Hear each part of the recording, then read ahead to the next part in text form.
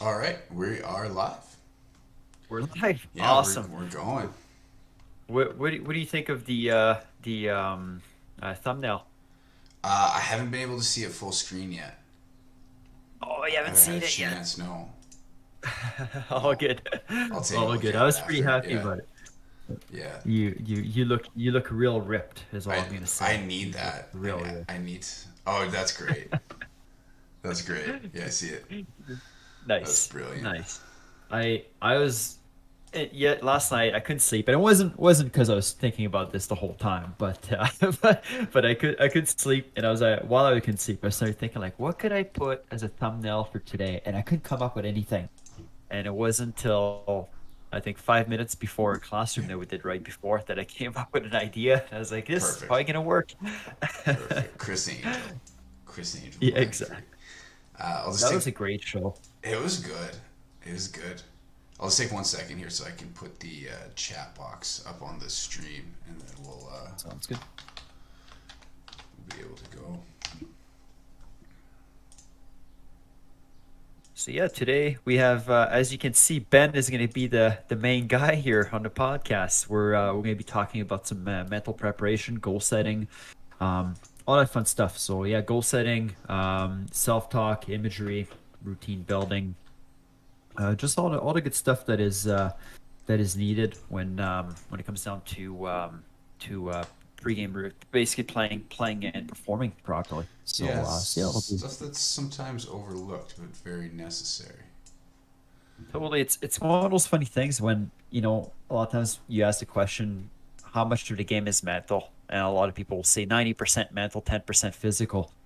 Yet nobody trains the mental side of it ever, or even or thinks much about it either, right? Yeah, it's. I think there's always been sort of a. Wow, I'm struggling right now. There we go.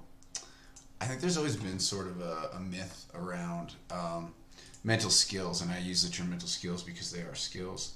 But there's always been sort of a myth that it's something that you either have or you don't. Something that you're either good at or you're not. You're either mentally tough or you're not, or you know, insert whatever skill you're looking at here. That it's something that can't be learned, and it's a really dangerous idea to think that mental skills are not skills the same way physical skills are. They're just that the brain is not plastic. That the brain is fixed, and if you don't have these skills, that's unfortunate for you, I guess. Yeah. There's probably a innate abilities. I'm sure some people are just naturally more are naturally better at it. I'm assuming, but it's one of those things where being naturally better at it or not doesn't necessarily mean that you can't improve it or get real good at it either, Yeah, right? yeah. It's like there's a difference between mental toughness and mental skills. So mental toughness is global personality attributes, and most personality attributes are generally around 50% genetic, 50% hereditary. So that's something that if you have it at birth, that's excellent for you. But if not, it's really only accounts for 50%. So, I mean, you could look at it's literally about half. So you could look at it glass half full or glass half empty. Essentially, you can build up to 50% on your own if you just don't have the genetic predisposition for it. Okay. So what is it like when we think about mental strength? Like what are some concept of it that when we think about mental strength, like what is it that comes to our mind usually? When we think about mental strength, there's really four key concepts that people think about when we're looking at. We use the term mental toughness because that's the term that's used in the literature. It's confidence, control, commitment, and challenge. So those sound like they're pretty all-encompassing terms. So, for example, confidence is self-efficacy. It's how much you actually believe in your ability to overcome a task. Commitment, it has to deal with motivation. How committed you are to a task, how much effort you're going to engage in that task. Control is mindset. It's just looking at how much control you have over a situation. Do you control situations on their own, or do you let situations control you? And challenge is similar to confidence and similar to control in this same way that it's a outlook.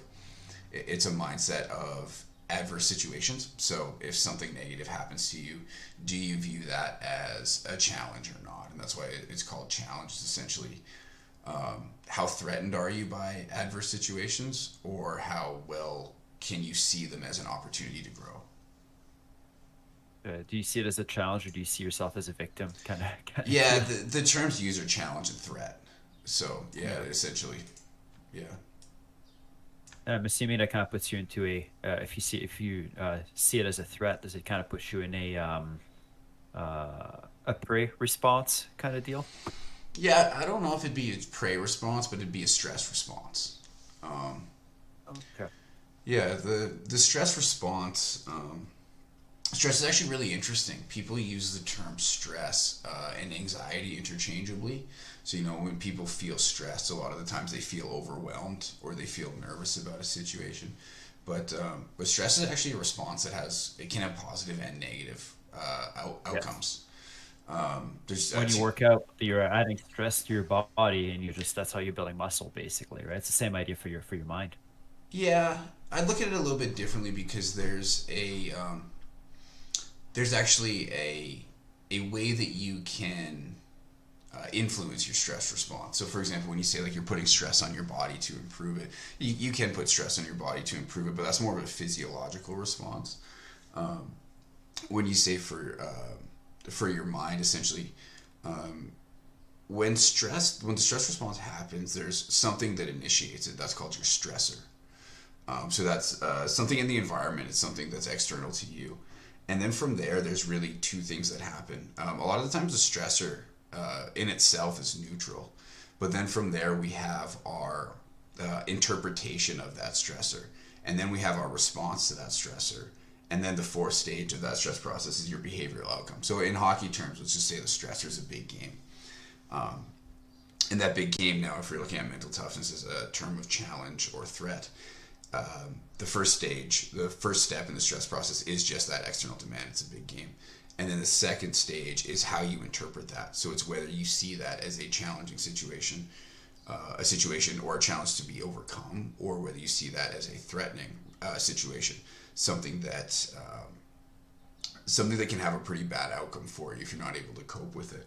And then from that interpretation of it, so from the frame that you place on that environmental demand, you get to the third step, which is your own personal response. So your own personal response generally deals with your. We did a classroom on it one time. It deals with your arousal activation levels and deals with your anxiety, or it can be the opposite of your anxiety response would be your self-confidence response or your self-efficacy response. So if you see these situations, this big game, as a challenging situation, then you're more likely to have a confident, self-efficacious response and have the feeling that you can overcome that challenge. If you see it as a threatening response, if you see it as a threatening demand, then your response is most likely to be anxiety, worry, doubt. And then the consequence of that, the fourth step, we call the behavioral consequence, that's going to essentially be the outcome. It's going to be, do you play well or do you play poorly? And so when you look at the stress process, most people look at the environmental demand and then the response, then the behavioral response. So you have big game, you have the guy steps up to the circumstances, pitches a shutout in game 7 of the playoffs, whatever it may be. And then the flip side of that is there's this big game, and the flip side would be like a total choke. You go 0 for 3 on the first 3 shots, and you end up getting pulled. But what's most important is the 2 stages in between that.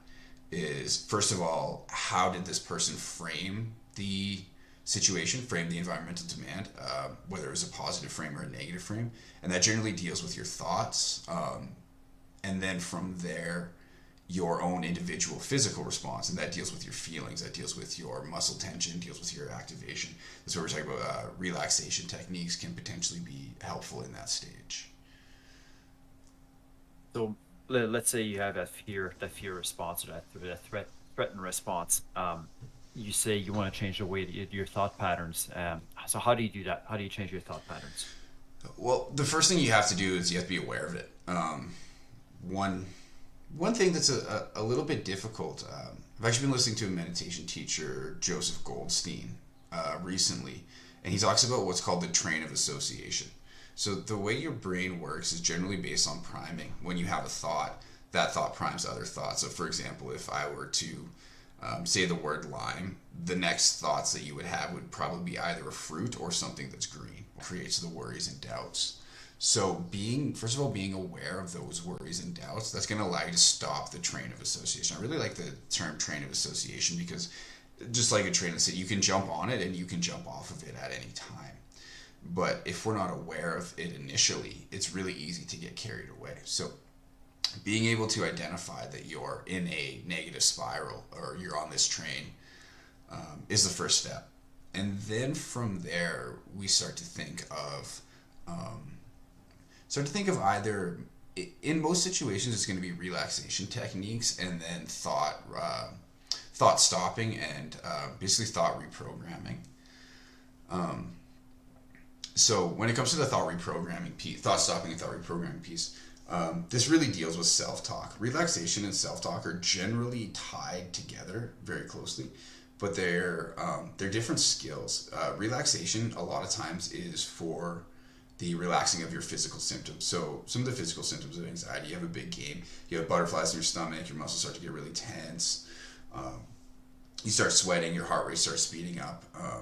And that, if we're not in our optimal state, if we're a little lethargic or a little tired, those symptoms aren't necessarily a bad thing, but it's when they get past our ideal performance state that they start to cause problems. So the relaxation techniques we usually focus on are geared around the physical symptoms, those physical feelings, and the self-talk and the thought stopping are geared around stopping negative thought, identifying negative thoughts, stopping negative thoughts, and then reprogramming those negative thoughts from there.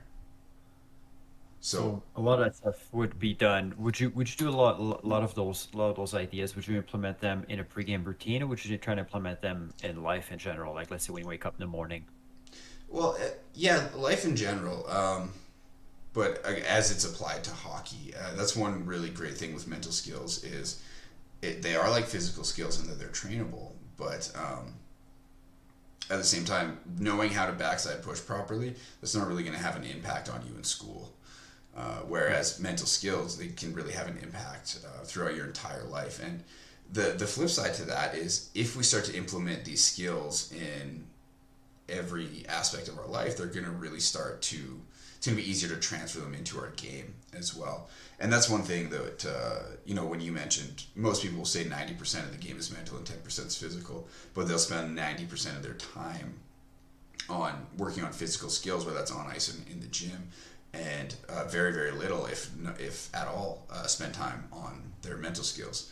But we don't need to set aside specific time to work on mental skills. There may be some times that, if we want to build an imagery routine or work on our imagery skills, we might set aside 15 minutes a day or something like that. But being able to practice your mental skills really comes down to being able to implement them in almost every situation. So I can practice a relaxation and self-talk technique in traffic if a guy cuts me off. I was reading a news article today about a road rage that happened in Calgary. I saw the video. Dude, you saw the video? I didn't see the video. I just read the article. It sounded wild. It was pretty wild. I don't get how people get so worked up all the time, man. It must be stressed. That's exactly it. It's a train of association. Some guy cuts you off and you have this visceral response. You have this gut response that you were wronged.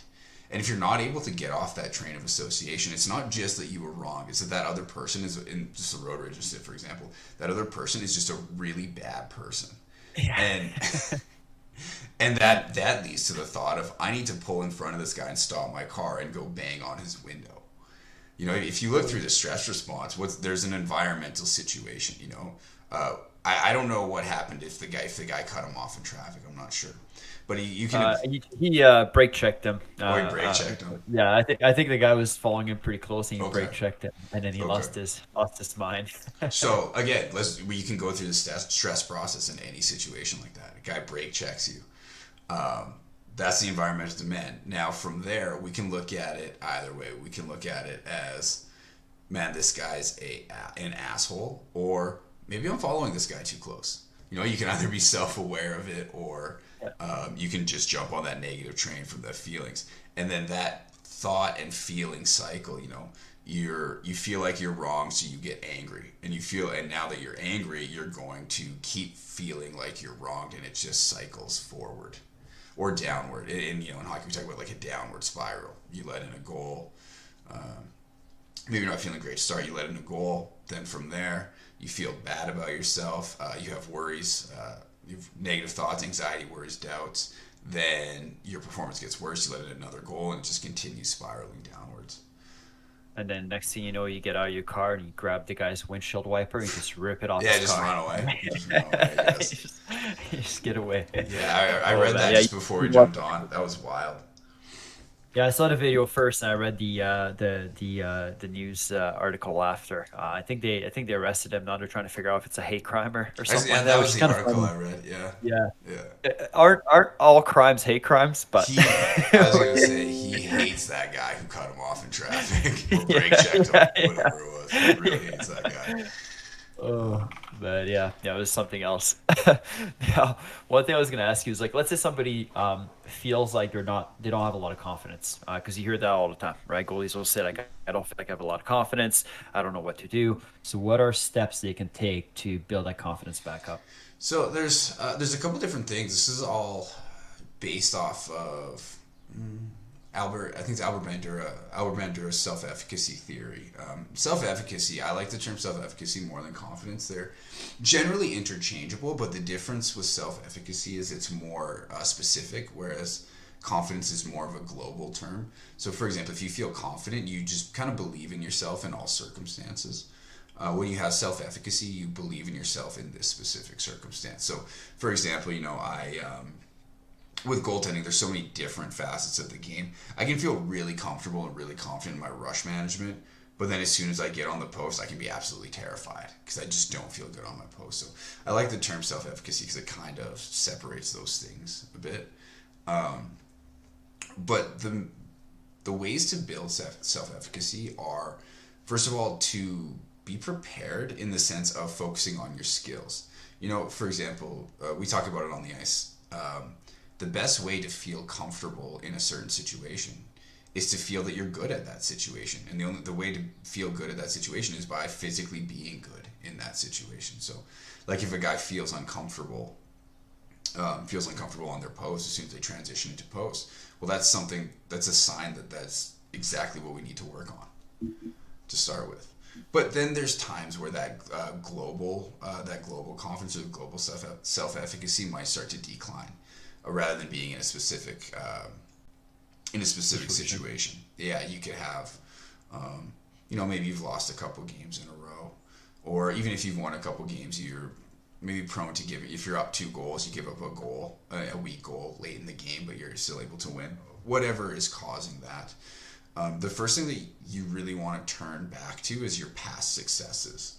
And this is where the train of association, being able to stop it or jump off of it, is super important. So a lack of confidence is really just an association of worry. When you think about confidence, like I'll actually ask you, like, what does the term confidence mean? And when most goalies use this term, what do they actually mean? Feeling good, feeling strong. What else could I think of? Yeah, feeling good, feeling strong. Yeah, those would be the two words I would think of right now. So then when you say like not confident, what would the opposite of being confident mean? Weak. Yeah. Definitely weak. Yeah. Weak in a physical sense, like feel like you're weak No. pushing, but On the mental side of it, right? Feeling weak on the mental side. So Yeah. you just can't. Yeah. Like you can't. Any position that you get into, whether it's off the rush, on your post, whatever it is, you just don't feel. You don't feel like you're inept enough to handle the play.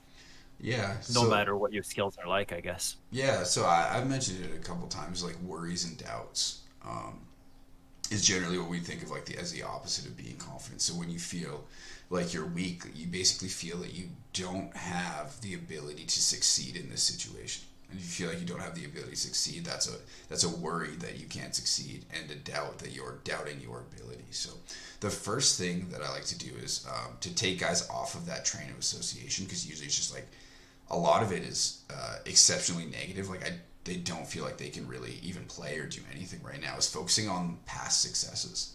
So thinking back to times when they were playing very, very well, when they were very confident, and first of all, how that felt, and then what their routine was or what they were doing in those circumstances that made them feel very confident. Because really, we look at like confidence and mental performance the same way we look at consistency in playing goal. There's always going to be a little bit of fluctuation in it, but one of our goals is with performance is to elevate. We want to elevate our performance, but we also really want to narrow the bandwidth in performance. So this is the difference between a streaky goalie and a consistent goalie. And when it comes down to our confidence, in order to sort of narrow that bandwidth so that we are feeling quite confident more often, is to understand what we're doing when we feel confident. And that we could look at that from three different areas. You could look at that from physically on ice, like what are the skills that you're implementing? Like, for example, in traffic situation, I used to feel really confident in traffic. Now, as soon as a player skates in front of me, I feel really inadequate. Well, our first case would be to look at your performance. Well, in traffic, the reason why you're feeling uncomfortable now is because you're drifting back. You're not able to see over top of players, and then you have to scramble to find vision. Whereas previously, the skills that you were implementing, you were gapping up in traffic, putting a hand on players so you could look over top. So it's the first thing is you just look at their actual performance and bring them back to the skills that are making them successful. And then the second part of that would be the lifestyle elements. So if your skills are looking kind of similar, but you're a goaltender's not really able to find their groove or to get on a consistent flow, look at what they're doing outside of hockey. This is what we talked about with Serard last week, are they training properly? Are they eating healthy? How you're living your life. Are you sleeping enough? How you're living your life is really going to affect your mood. Your mood is just a combination of your thoughts and feelings, and that combination of your thoughts and feelings is really going to affect how you play.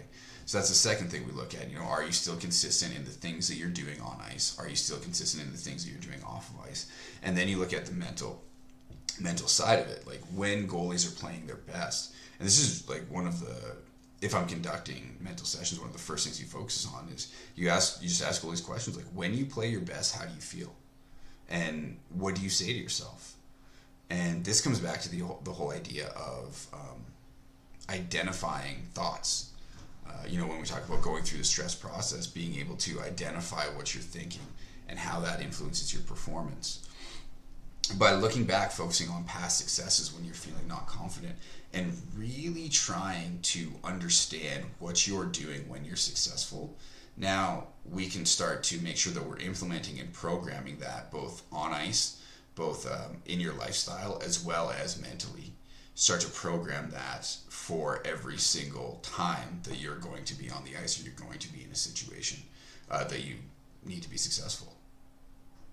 That kind of goes with, we hear a lot of goalies sometimes say that they always play very well after doing a lesson, right? And part of it, I wonder, is, like you said, is a mix of their skills getting better, so they feel confident in that specific situation a bit more.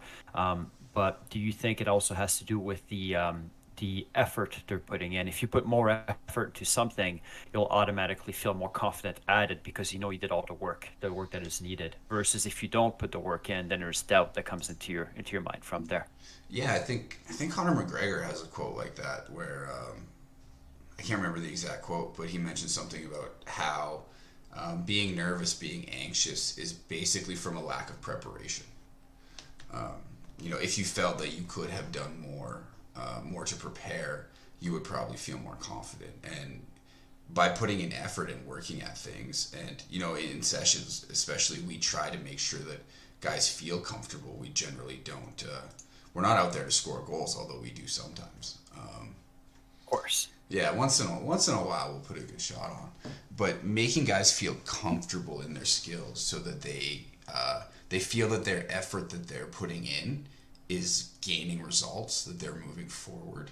That's really going to help to improve the self-efficacy, at least in that specific skill that we're focused on. Yeah. That's definitely something that we see a lot in tryouts, right? A lot of times people worry about their mental state going to tryouts, but if you did all the work you needed to, if you worked out every single time, you did your off ice stuff, and you train on ice properly, there's no reason to doubt yourself at that point, right? You did all the work you need to. It's not just a matter of going out there and performing. Well, and that's the framing of it, like when you have that demand of going to tryouts and you have the stress. Can be a stressful situation because you're really trying to make a team and you're competing against everybody else who's also done their work and is trying to make the same team. And those thoughts and emotions can get carried away very, very fast. Being able to frame this environmental demand as you can think of it in a number of different ways. First, you could think of it as a way to showcase all of the work that you've done. As you mentioned, I put in this work, so now I'm going to show all the work that I've done. That could be more of an energizing or a motivating frame to put around it. You could also put a more calming frame around it. It could be like, I'm okay. I've put in all the work I need to do, and I know exactly what I need to do in order to be successful. And sorry, go ahead. No, go ahead. I was going to say, and this is where like self-talk and routine building comes in, because being able to have a plan for when negative thoughts arise is one of the most important skills, or not even negative thoughts, but adverse events in general is one of the most important but most probably underrated or overlooked skills that goalies or anyone in particular can have. The reason you bring it up is if you're actually no, I'll backtrack a little bit.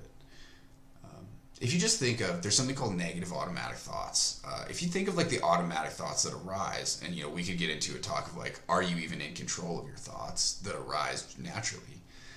When thoughts just arise naturally, what percentage of them are negative? I think it's a higher percentage that are negative, right? Yeah, I think it's something like 70%. So the whole idea of, we'll use the real generic term of positive thinking or having a positive mindset. That's something that takes a lot of work, being able to think positively and think constructively about yourself, because most of your automatic thoughts are going to be negative. And then from there, really being able to understand that those negative thoughts don't really define you, that they are just arising in your brain, and you have the ability to stop them and you have the ability to change them at any time. That's a skill that's really going to allow you to handle every situation you're going to overcome. And the reason I'm going back to this when we're talking about, or I mentioned routines, is it's the same way with learning a physical skill. If we're trying to implement it in a game situation, the most high pressure situation, if we do, say for example, you do one lesson on post lean. Now, is that one lesson on post lean, is that going to have a dramatic impact on your game immediately? It could potentially. Could potentially, depending on how much work you put into it. But it depends on how many repetitions you do. Yes. So that's why I use one lesson, because one lesson, you'll have the knowledge base, and it's easier to incorporate the knowledge base when you have you're in a really static environment. You can focus internally on your body mechanics. But then once you start to focus externally in a game situation where there's a lot of things happening, if you haven't repped that skill enough to get to an automatic phase, it's probably going to have very little impact in your game situation. So mental skills and routine building are very similar in that they need to be practiced a lot of times in order to build enough repetition so that you can actually implement them in the highest pressure situations. And that's when in general the train of association, the negative thought spiral happens. It's generally not in practice. It's generally not in a training situation. It's when the stakes are so high that we really can't bring ourselves back to a calm mindset to let those thoughts go and replace them with more productive thoughts. Am I making sense, or am I just kind of talking? Yep. Yeah. Okay. No, you're making Yeah. sense. That was actually what I was going to ask you about. Was pregame routines. Is there a certain structure that they need to have, or is it mostly based on the individual athlete? As you grab some water.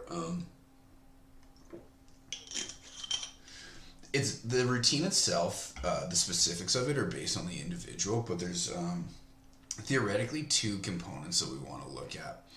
Well, first of all, I want to look at like your energy level or your intensity level. And the second thing we want to look at is the direction of your focus, not necessarily what you're focusing on, but where you're focusing. So I'll go over the intensity dimension first. So intensity dimension, it has a number of names. You can call it arousal, you can call it activation. It's really just your physical energy, your physical symptoms. It ranges on a spectrum anywhere from deep sleep to, you could call it frenzy or intense excitement. And you could be anywhere on that spectrum. But the reason why that's important is because every goaltender plays at a different optimal intensity level. There's some goalies that are probably pretty similar, but some goalies like to play at a really, really high intensity. You and I watched Marc-Andre Fleury play.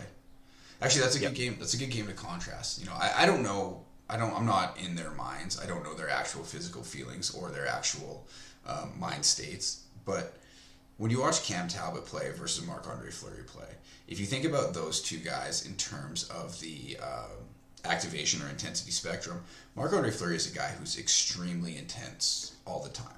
Whereas we watch Cam Talbot, he's a guy that doesn't seem to be that intense. It seems that he likes to play in a more calm demeanor. So those are two guys who, when they're playing their best, are at the total opposite ends of that spectrum. But understanding how that intensity dimension impacts you specifically, if you're a guy that likes to play a little more calm and you find yourself really energized, you find yourself really, really jacked up, that's going to be something that we have to deal with. We're going to have to try to bring that energy level, that intensity level back down, and that's going to probably be part of your pregame routine. That's a skill. There's skills you can implement in that situation. And then, likewise, if you're a guy like Marc-Andre Fleury who needs to be really jacked up to play, you're playing back-to-back nights, home and home, and you need to find some energy, there's going to be certain skills, certain things that you're going to implement to try to get that intensity level back up. So to answer the intensity dimension when it comes to the individual, the most important part is that individual knows what their intensity level is, to play their best, their optimal intensity level. And then from there, it's important that individual knows exactly the skills to implement to manage that intensity level, whether it's to raise it or lower it. So it's not really a matter of doing the same routine that will hopefully bring you to the same state of mind every time. It's a matter of trying to identify where you are mentally and then adjust your routine based on where you're at. Well, there's trends. And when I say there's trends is when it comes to a pregame routine, most of the time you're going to feel the same way before a game. So when we talk about managing your intensity, managing your activation, there's really two ways you can go. You can relax yourself, or you can find a way to excite yourself. Now, generally, if you're a guy who likes to play in a more relaxed state, it's probably going to be more so that you have to get into that state by relaxing yourself. Because if it's lower than how you show up at the rink, which most of the time is, that's going to allow you to get into that optimal state for you. And it's generally going to be the same most of the time. There will be exceptions to the rule. And likewise, I'll just use the way Marc-Andre Fleury plays. If he likes to play really, really jacked up, most of the time when he shows up at the rink, he's going to have to build his routine around psyching himself up, because that's what his performance state is. Now, are there times where Marc-Andre Fleury might be too jacked up and need to relax himself? Totally. And are there times where the guy who likes to play more calm is even a little bit too calm, a little too sluggish, too lethargic? Totally, there's going to be times. So building your routine is based on your general trends when you show up to the rink, of how you play, or how you feel when you play your best, and how you feel when you first get to the rink. And again, with routine, I'm talking strictly pregame, like when you show up to the rink. A lot of guys have routines that might start in the morning. A lot of guys have routines that might start the day before. But it's all kind of geared around the same principle. And I'm assuming the way you set up your routine is going to be personalized, right? If you need to calm down, and maybe it's going to be for you. It might be breathing exercises. Somebody else might be listening to some certain type of music. It's Yeah. just going to be different for Well, everybody, right? that's where the skill dimension comes from. Like everything that we've talked so far is all an outcome. Being in the appropriate intensity level is an outcome. Feeling confident in your ability to play, that's an outcome. Again, go back to the mental toughness, the confidence, commitment, control, challenge. Those are all outcomes, and those are all things that we desire to be, or mental states that we desire to occupy. How we get into those mental states, those are the skills, like you mentioned earlier, and we'll probably talk about later. Those are the goal settings, the self-talks, the breathing techniques, the energy management, the focus techniques. Those are all the skills that put us in those optimal mind frames. Now, with the let's say you're in a game and things are not going your way, right? You're getting lit up, and you know that if you get scored one more time, you're probably gonna get pulled. That sucks. Like, what can you do when you're in the middle of a game instead of, because right now we're talking about routines where they're, like you said, it might start off in the morning when you wake up. It might be 3 hours before the game, 2 hours before the game. But when you're in the heat of the moment, what can you do to get yourself back where you need to be? Just a shortened version of your routine. Like, essentially, and this is one thing that we talk about when it comes to planning and building skills. Again, we talk about it on ice as a tactic. When this situation happens, we're going to implement this tactic and implement this plan. The routine is essentially your tactic for the situation that you're going to overcome. So if things really aren't going well, you've identified that. You know that you have to implement some skill or some tactic. The basic thing that I like to teach and I like to do is, first of all, go from looking at releasing, relaxing, and refocusing.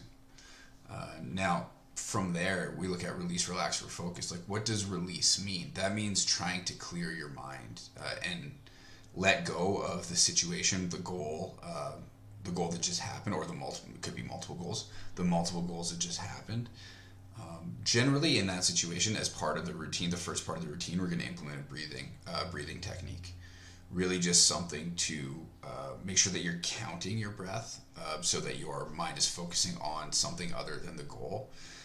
That's going to be our releasing. And then our relaxing is going to be, again, part of that breathing technique, but that's where we're going to start to implement self-talk.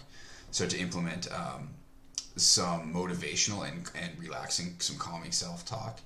And then from there, so we have release, relax, and refocus. Then we're going to start to implement some instructional and more motivational and positive self-talk. So when we look at self-talk, there's technically 3 dimensions.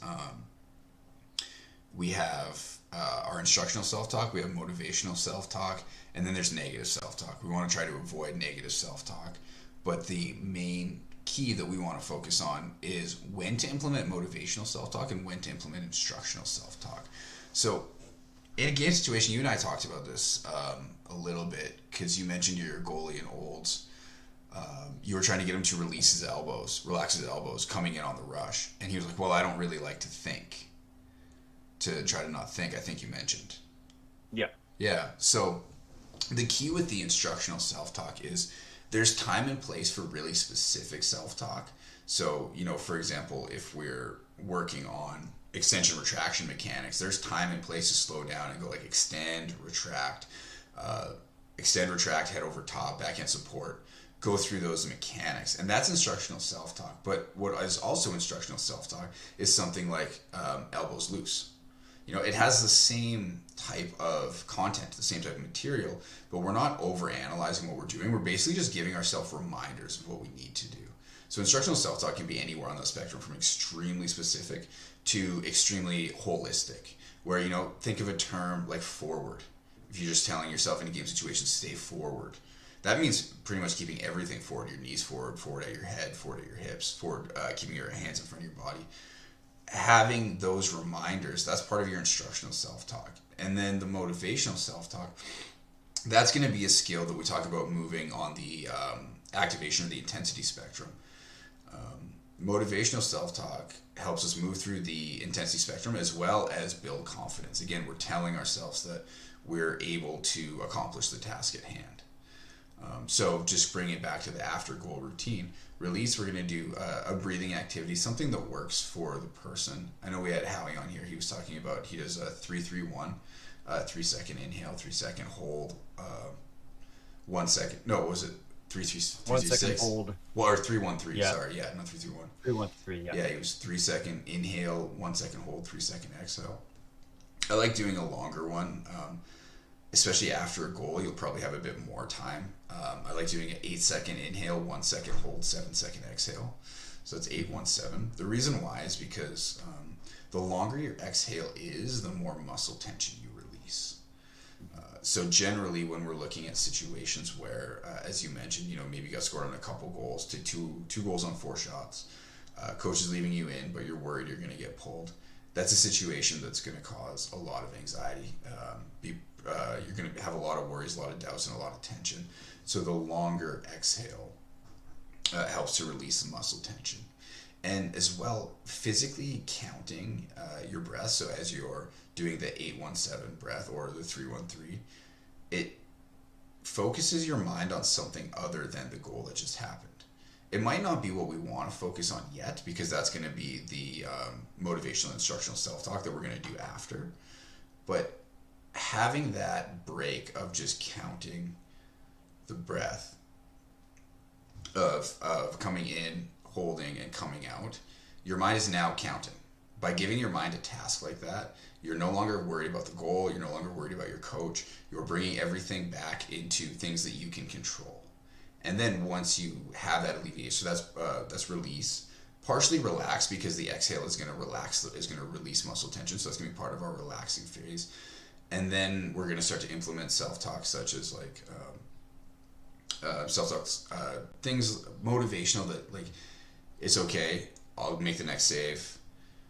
And then from there, get into your instructional self-talk. So it's all good, I got the next save, and then go from there. Stay forward, patient on feet, manage depth, whatever the instructional cues are that you want to tell yourself, and then finish with a motivational cue, like just something like, I got this, or come on, we're good. Then from there, that should have alleviated that train of association from that negative spiral. So one thing that we've been doing is we've been talking a lot about the individual mental side of it. Is there such a thing as groupthink, where your whole team has a certain mentality going to the team, and if you're a coach, is there any way to control it? That's a little bit out of my realm. I can speculate, but I know there is. We talk about self-efficacy. There's a concept called collective efficacy, and actually, it's my supervisor at the USC. It's his area of expertise. If I'm not mistaken, I think he was the first one to write about it in his PhD thesis. But as far as collective efficacy, I haven't studied it in depth, so I can't really comment too much about it. Fair enough. Yeah, fair enough.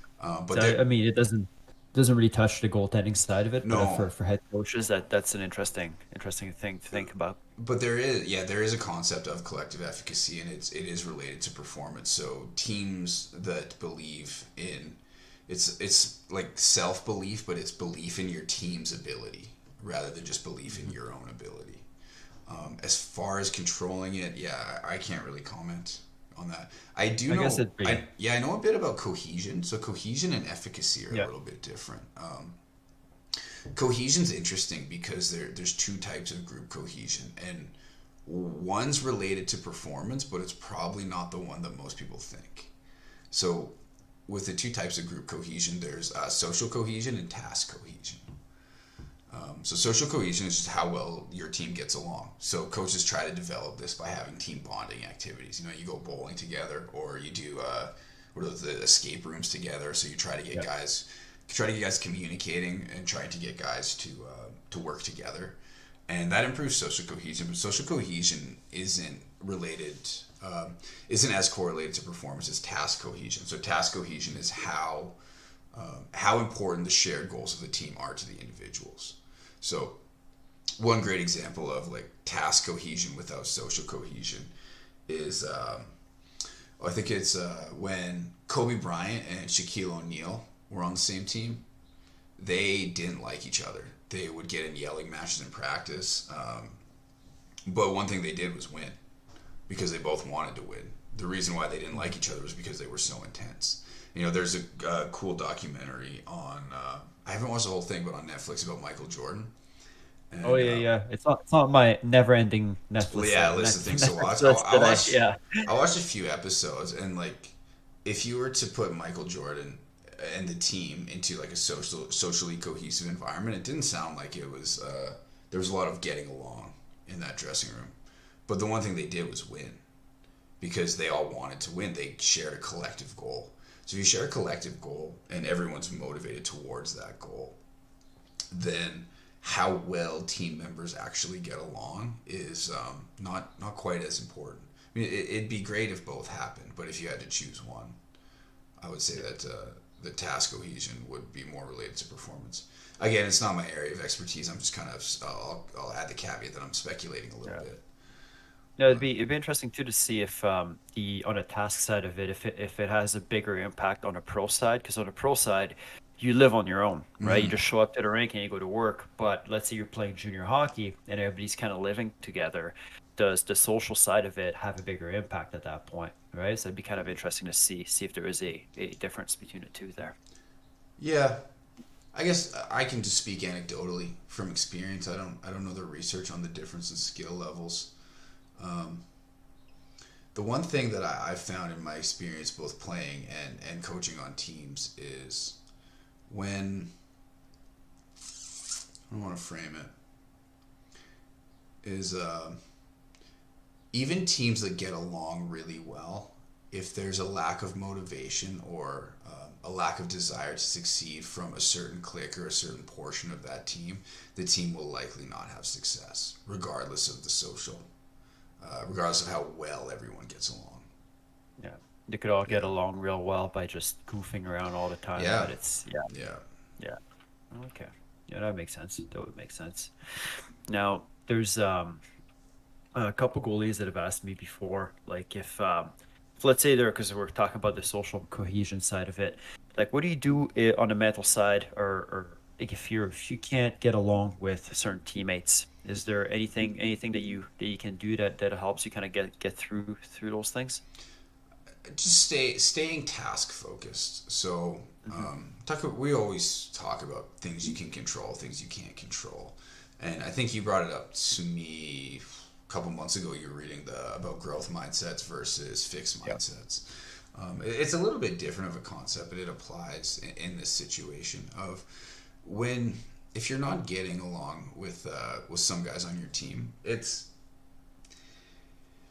unfortunate. You'd obviously like to get along with everybody, but for goaltenders especially, you're an individual in a team environment. So really just trying to reframe and refocus every situation that you're looking at as a growth opportunity for you specifically is the best way to get through that. And sometimes it's again the train of association. It's going to weigh on your mind. When you go to practice, you're having trouble with certain players. So every time you go to practice, you're going to think about those certain players. Maybe they say something's going to happen that upsets you. That's just an extra chance for a repetition of a mental skill. Your teammate says something that upsets you. You can work on your short routine. You can work on your your release, relax, or focus. You release the deriding comment that this guy said to you. You work on your relaxation techniques, and then you just implement your self-talk, and you get back to the task at hand. It's like just as many opportunities as you have to practice your mental skills. It's the best case scenario for you. It's a chance to get another rep. It seems like we always circle back to control what you can control, basically, which is true. Yeah, it's just a really holistic way of framing everything. Yeah. We got a question on the saw chat. that, yeah.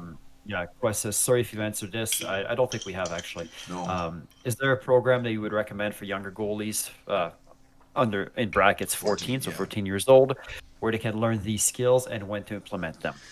I don't know of any programs.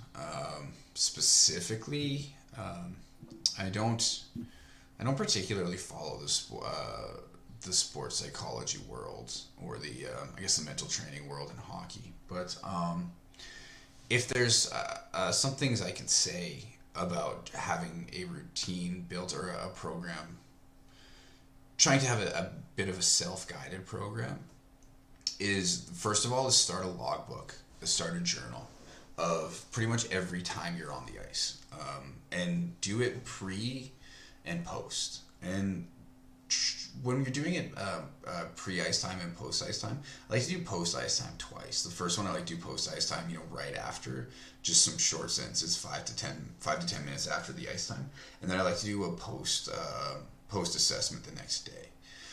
And the reason why we want to do that is we want to really build a baseline of our thoughts and feelings and how they relate to our performance. So a good way to do it is before the ice time. It doesn't have to be right before the ice time. It could be about 30 minutes, 45 minutes.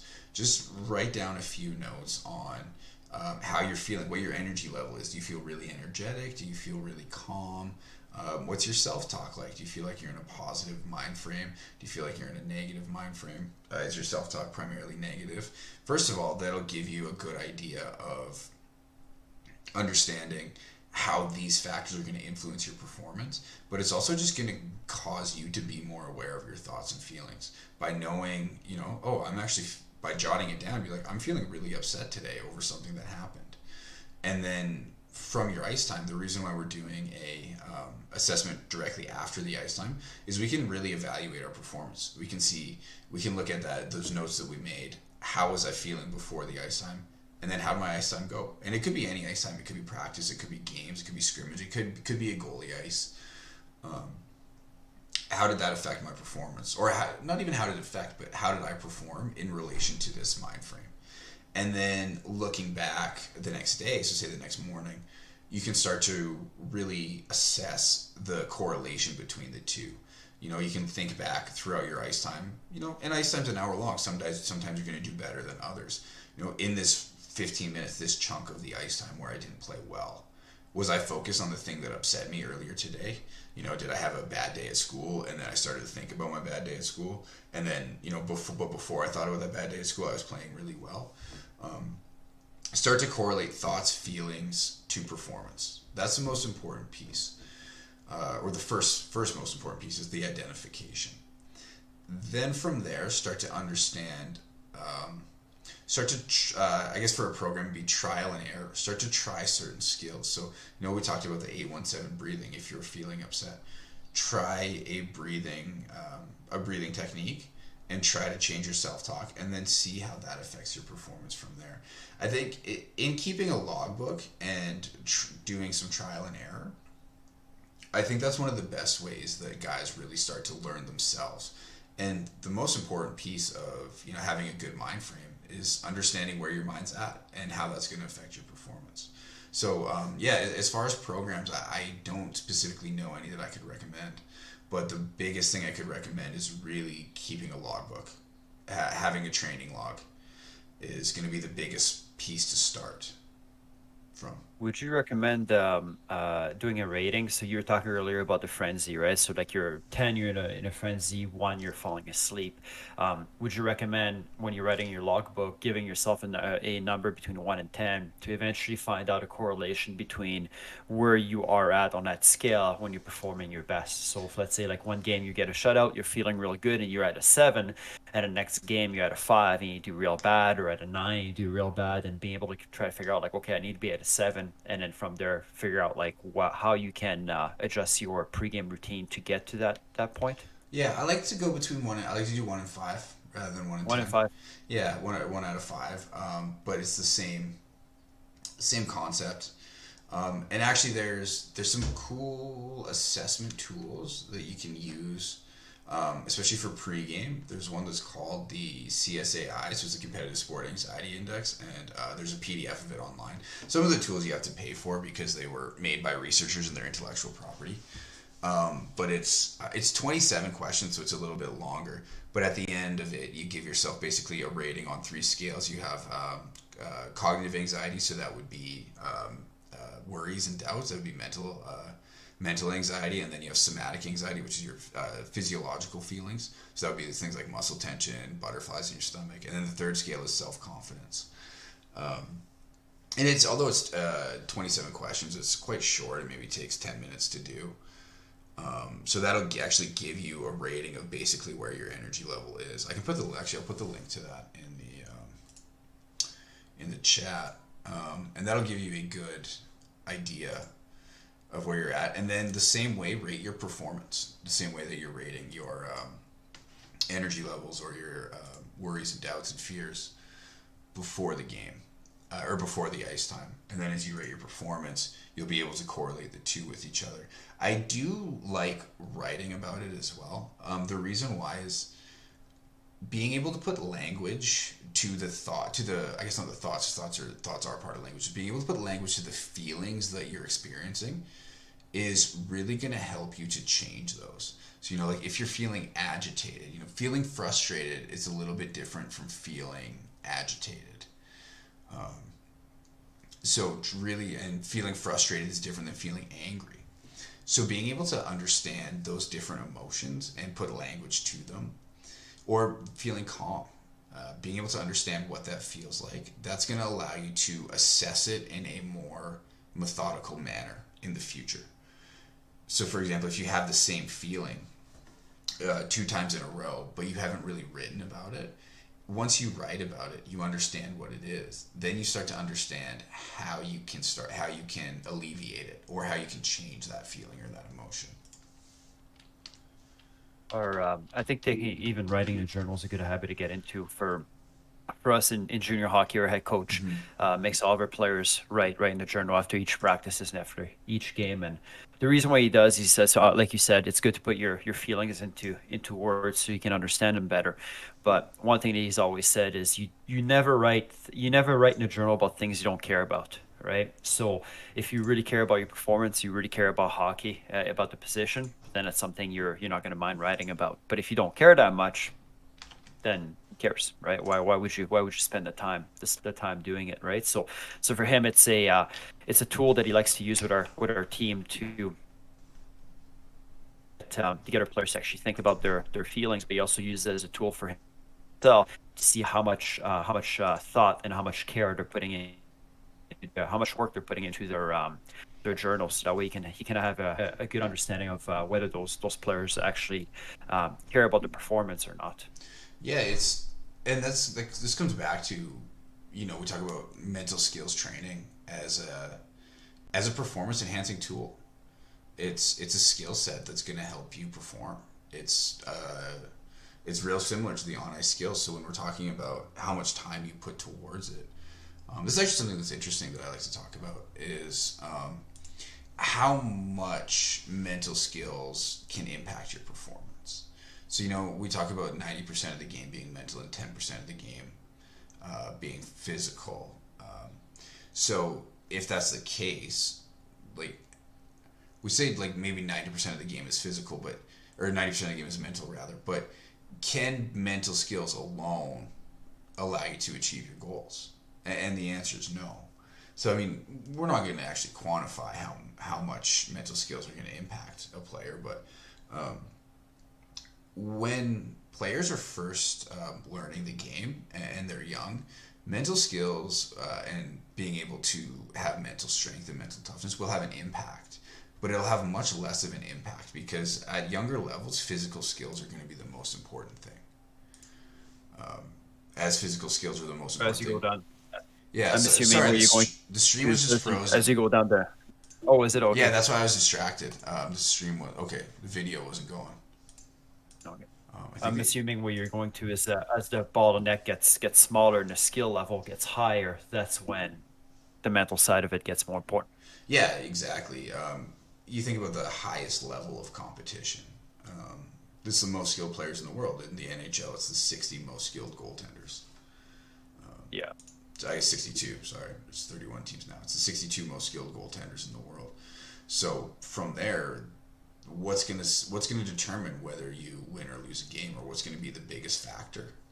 It can be physical skills at times. Like there's obviously going to be more out of those 62 guys. There's guys that are more skilled and guys that are less skilled. But a lot of times when you're looking at, a game 7, you're looking at one game. It's who's got the best mind frame and whose mindset's the best, the most optimal that specific day. A good example would be Tim Thomas, I guess, right? Back in those days, like nobody would have said he had the best technical skills per se, right? But on the mental side, I don't think there's anybody that was more intense than he was. Yeah, you could say he had the best mindset of any goalie in that era consistently. Yep. So all you want to do is win. Yeah, and he knew how to do it too. That's the other thing too, is that there's a difference between being motivated to win. It's like, yes, all he wanted to do is win, but there's also knowing the skills that you need to implement in order to do that. So for example, we talked about guys who like to play more mellow and more calm. For them, it's not that they're not intense, that they, in their desire to win, their desire to win is very, very intense, but the way that they can best achieve that goal is to actually control that intensity, is to be in a more calm mind frame for when they're playing, because that's going to be the best for them. So I like the word intensity, but I always think of intensity as an energy that one brings. I like the term motivation when you mentioned like Tim Thomas. He's motivated to win, and the way he manifests that motivation is in physical intensity. But I'm sure Carey Price wants to win just as bad, and the way he manifests that is in a lower intensity demeanor. Yeah, I guess it would depend on how we. I guess it's Sitch's law, right? Yeah, how we define certain words. Yeah, every argument is about a definition, because the way I see intensity is in your intent, right? And your intent, what I mean by that is your the way that you approach certain details. Are you intense in the way that you're preparing yourself? Are you intense in the way that you're focused on your details when you're on the ice? Not necessarily as just going hard, I guess you could say. Mm-hmm. Yeah. Yeah, I like the term like mindful. I know it's kind of kitschy because there's like a new like mindfulness. The Instagram trend of mindfulness. It's kind of kitschy, but so I dislike that. But the problem, or I guess not the problem, the reason why I like that term is it means fully focused. Like mindful, like separate those two words, is full mind. Your mind is full of the details that you want to, or the things that you're trying to accomplish in that specific moment. It's funny how some words can, some groups kind of take over certain words. Right? When you think about mindful, now you think about the vegan hippie Instagram, the new age goofballs. Exactly, right. That don't contribute anything. Yeah. Yeah, hippies basically. Hippies. Yeah, pretty much. I like hippies too. I got a lot of hippie friends. They're great. They're fun. So I might workshop that a bit in my mind. I might think of a better term to use, because I understand what you're saying with intense, with like a person's intent, but to me, I think the connotation around that word is really just to go hard and as fast as you can. Yes. And I think that's improv. Yeah, I don't actually know the definition of intensity, but I don't like that connotation or the way that people believe it to be, so I just don't use it in that sense. Yeah, no, fair. No, actually, that's something I've been wanting to do. Is I keep every time I'm at a bookstore, I always want to buy a dictionary, just because. Actually, you remember when you were a kid, and the teacher always said it was a good idea to have a dictionary at home, so in case you want to read it. And I always thought, like, who reads a dictionary, right? And here I am, 31 years old, thinking like I should buy a dictionary so I can read word definitions. Well, and the ones online aren't always accurate. They're like Merriam-Webster is online, but the other ones aren't. Like the Oxford English Dictionary is not online. And they're not very precise either, right? Like, I mean, they're not. they're not as they're not as intense Yeah. in their definitions. Like dictionary.com sucks. Sorry, I Yeah. guess we're never getting an endorsement from dictionary.com, but Yeah.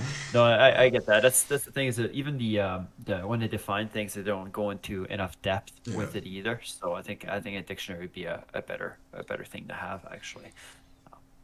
But with that being said, do you have any closing thoughts? Hmm. Yeah, I guess the biggest thing, hmm, don't be afraid of trial and error. So when it comes to mental skills training and sports psychology in general, we and mental toughness, how we started. There's three different areas you can get it from. One's gonna be your genes. Sometimes it's hereditary. You have some guys have the personality traits, other guys don't. The second one is gonna be your environment. Um, so your environment is gonna be coaches that you have, teams that you play on, individuals in your life that are going to help guide you in certain ways or going to help push you in certain ways that are going to allow you to develop those skills. So the environment does have a role as well. And the third is just actual skill building, and that's your mental skills training. It's how hard you work at understanding mental skills. So when I say mental skills, really we look at big five. We talked about them before. Not really in depth with any specific one, but there's generally we look at like self-talk. We look at activation management. So that's gonna be your energy level. We've talked about intensity. We look at your focus. That's gonna be being able to block distractions. So we have sorry, where was I? Oh, I lost my train of thought. It happens too much You're these on days. you're on We're gonna three. roll. I'm on three. So we have self-talk. We have activation management. Then we have our focus. Then we have goal setting. And then we have our imagery. Imagery is one that we could talk a lot about in itself. We didn't really get to it much today because it's such a vast concept. But the reason why I say trial and error with those big five skills is so important is because every goaltender is different, and how they're going to respond to skills is different. How they're going to respond to implementing certain skills. So when we say trial and error, the flip side of that is trial and success. So there's going to be times that we try things and they don't work out. But what that means is now we know not to try that again, and we're going to be able to try things that are going to that are actually going to work for us. So, for example, I'll use imagery as a specific example because we haven't talked about it, and I would like to intro it a little bit. The same way we talk. I'm thinking maybe we do that. We can You want to do a potentially different do that one? next week. We can probably potentially do goal setting and imagery. I think that'd Yeah, be a that's good. cool. We So we haven't can. touched those things at all No, we today. really just talked self-talk and attention management. Yeah. So okay, so I'll backtrack a little bit.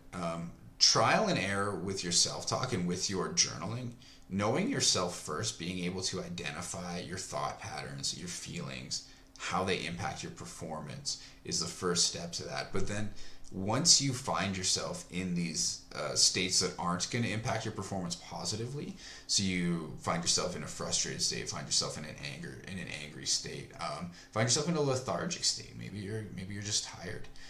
Really being able to try to change that mindset, whether that's breathing, whether that's an 8 second inhale, 1 second hold, 7 second exhale, whether you do that for 30 seconds, and whether it's trying to stop those thoughts and implementing some instructional self-talk. And if that works, awesome, journal about it and be like, I felt like this, I felt really frustrated, I had a breathing technique, used a breathing technique, I told myself that I'm going to stay forward, I'm going to be patient on shot release, and then my performance got better. Awesome. Now you've just built a mental skill. And from there, it's up to you to every time you feel that negative way to implement that skill so that you can get positive repetitions the same way you get positive repetitions on the ice. So, yeah, that would be my closing thought would be don't be afraid of trial and error because trial and error leads to trials and success. And then trials and success leads to building repetitions that gives you more success in the future. Perfect. Let's do that. Let's do part two. Let's do part two next week. Let's focus on goal settings Sure. and imagery. I Fortunately it's time for my Yeah, boy it's to eat right dinner. now, and Yeah. and I also have a meeting at 6:45. So, Oh, nice. so yeah, let's do that, and then also, so yeah, the next week we'll have Ben again on. We'll talk some more, and then I believe on the what's the week after, the 7th, 10th. I don't know. It would be the 10th. We'll have Whitney DeCoombe. I think the DeCoombe, is that how you say Whitney's I last name? don't know. DeCoombe. I don't We'll know. have to ask her. Yeah. Whitney's going to be on and talk about strength rehab and all that fun stuff. So, but yeah, let's do that next week. We'll do Cool. goal setting and imagery. Yeah. Perfect. Well, thanks everybody for tuning in. We appreciate, and I will do my best to cut up as many clips as I can of this. I think there's a lot of golden gems from I Ben, hope so so. we'll get that going. All right. Thanks for tuning in, or if you're gonna watch this later, thanks for watching. Feel free to like and subscribe. That's right.